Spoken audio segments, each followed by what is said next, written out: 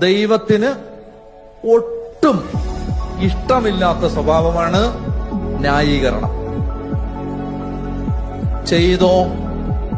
ചെയ്തെന്ന് പറഞ്ഞാൽ ചെയ്തവനെ ഉയർത്തുന്നവനാണ് ദൈവം.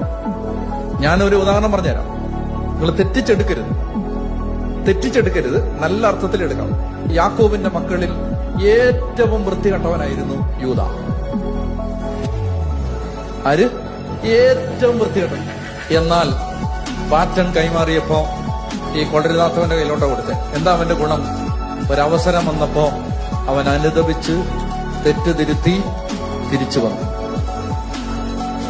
ഞാനൊരു കാര്യം പറയാൻ, തിരിച്ചെടുക്കരുത്. നന്നായിട്ട് ജീവിച്ചവനേക്കാൾ ദൈവം എടുത്തുപയോഗിക്കാൻ പോകുന്നത് തോന്നിയാസം കാണിച്ചിട്ട് തിരിച്ചു വരുന്നവനെയാണ്. തെറ്റിച്ചെടുക്കരുത്. എന്നാ കുറച്ച് തോന്നിയാസം കാണിച്ചിട്ട് തിരിച്ചു വരാന്ന് പറഞ്ഞ് പോകരുത്. നീ ആ വഴിക്ക് മരിച്ചുപോയാൽ നീ നരകത്തിൽ പോവും. മനസ്സിലായോ? ഞാനിത് പറയാൻ കാരണം, എവിടെങ്കിലും വെച്ച് ജീവിതത്തിൽ എന്തെങ്കിലും തെറ്റ് സംഭവിച്ചു, പക്ഷെ അനുദപിച്ച് യേശുവിലേക്ക് വന്നു, നിങ്ങൾ ഭൂതകാലത്തെ കുറിച്ച് ദുഃഖിക്കണ്ട. നിങ്ങളെ എടുത്ത് ഉപയോഗിക്കാൻ ദൈവത്തിന് പറ്റും. ഹല്ലേലൂയ. നിങ്ങൾക്ക് മനസ്സിലായോ? അതായത് ഈ തോന്നിയാസം കാണിച്ചിട്ട്